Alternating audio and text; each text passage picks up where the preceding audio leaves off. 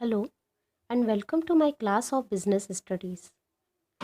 आज की क्लास में हम स्टार्ट करेंगे चैप्टर फर्स्ट, प्रबंध, प्रकृति एवं महत्व, nature and significance of management का one of the most important and interesting topic जो है प्रबंध के मुख्य कार्य, मेन फंक्शंस ऑफ मैनेजमेंट।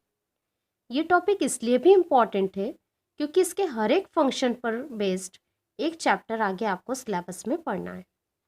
और यदि बोर्ड के प्रोस्पेक्टिव से बात की जाए तो ये चैप्टर 8 मार्क्स का है, जिसमें से 4 मार्क्स के 2 क्वेश्चंस एग्जाम में पूछे जाएंगे। तो चलिए शुरू करते हैं आज का topic, main functions of management.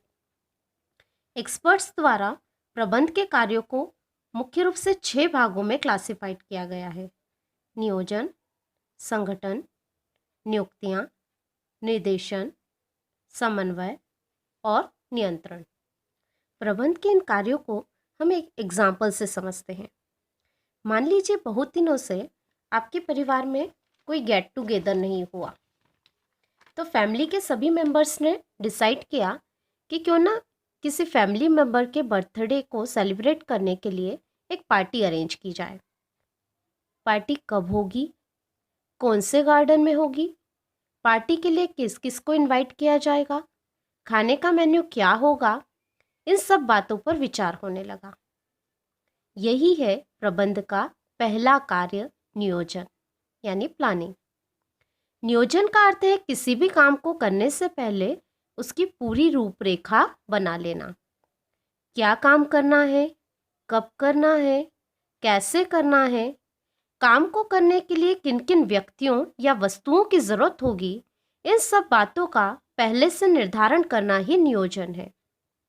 नियोजन एक बौद्धिक कार्य है। वास्तव में यह हम शारीरिक रूप से किसी कार्य को नहीं करते, बल्कि विभिन्न विकल्पों में से श्रेष्ठ विकल्प का निर्धारण करते हैं। एक व्यावसायिक इकाई में उत्पादन प्रारंभ करने के पूर्व ही योजना बना ली जाती है कि निर्माण हेतु कितनी पूंजी की आवश्यकता होगी, कच्चा माल, श्रमिक, मशीनों की व्यवस्था कहाँ से की जाएगी और निर्मित माल का विक्रय कहाँ किया जाएगा। इनका पूर्व निर्धारण करना ही नियोजन है। योजना बना लेने के बाद ये समस्या सामने आती है कि उसे पूर्ण कैसे किया जाए। प्लान को पूरा करने के लिए हमें एक टीम की जरूरत होगी। एग्जाम्पल में हमारी टीम होगी हमारी फैमिली। टीम डिसाइड होने के बाद यह तय किया जाएगा कि किसे कौन सा काम दिया जाए। क्या आप दादी को सभी की ड्रेस खरीदने का काम देंगे? नहीं। क्यों? क्योंकि यदि दादी ड्रेसेस खरीदने का काम करेंगी तो हो सकता है कि वो ओल्ड फैशन ड्रेसेस खरीद लाएं। तो फिर ड्रेस खरीदने का काम बड़ी सिस्टर को दिया जाएगा और दादी को गेस्ट की लिस्ट प्रिपेयर करने का काम दिया जाएगा, क्योंकि दादी सारे रिलेटिव्स को ज़्यादा अच्छे से जानती हैं।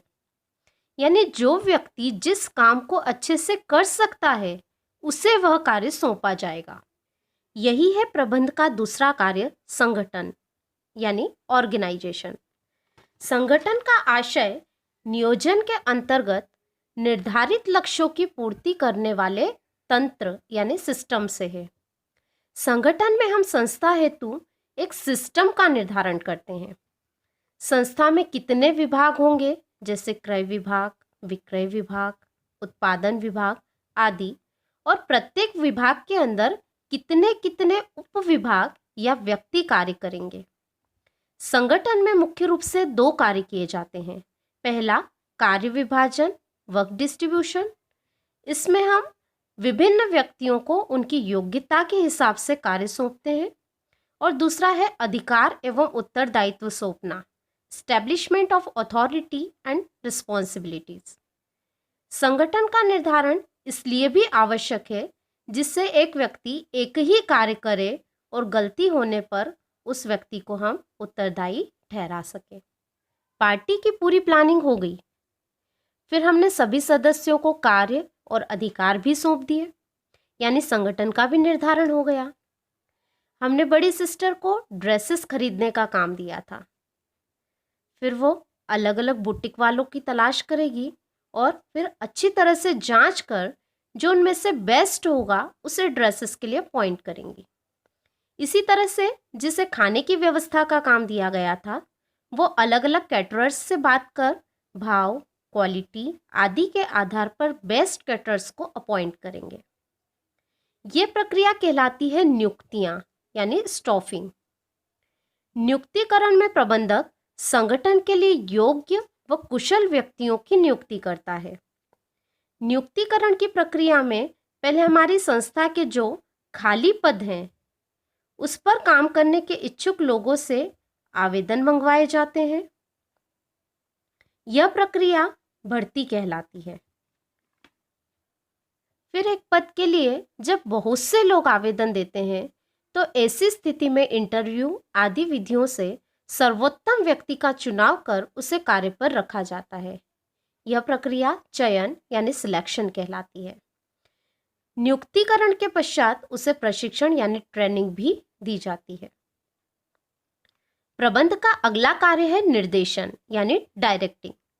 कर्मचारियों को काम सौंपने के बाद उन्हें समय समय पर यह बताना होता है कि क्या काम करना है, कैसे करना है और कब करना है। निर्देशन में मुख्य रूप से 3 काम किए जाते हैं। पर्यवेक्षण यानी सुपरविजन।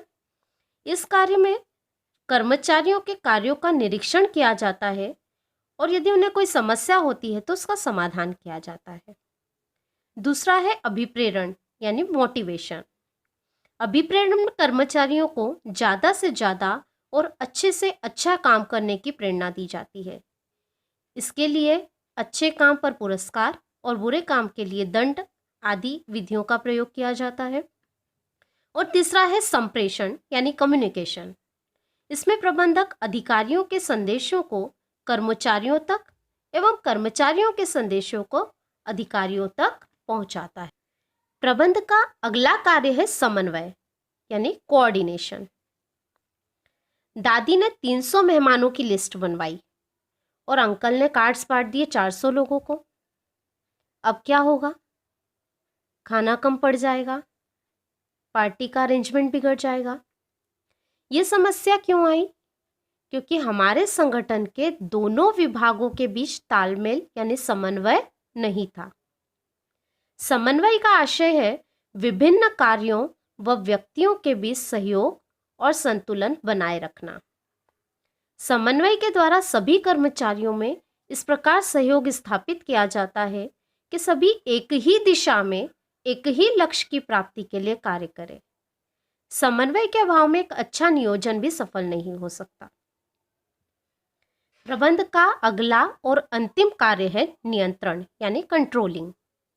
नियंत्रण और नियोजन दोनों एक दूसरे के पूरक हैं। नियंत्रण में देखा जाता है कि हमने नियोजन में जो तय किया था, जो लक्ष्य या प्रमाप निर्धारित किए थे, कार्य उसी के अनुरूप हो रहा है या नहीं। और यदि कार्य योजना के अनुसार नहीं हो रहा है तो कारणों का पता लगाकर उन्हें दूर करने का प्रयास किया जाता है। तो देखा आपने, प्रबंध का कार्य नियोजन से प्रारंभ होता है और लक्ष्य की प्राप्ति तक निरंतर चलता रहता है। Thank you.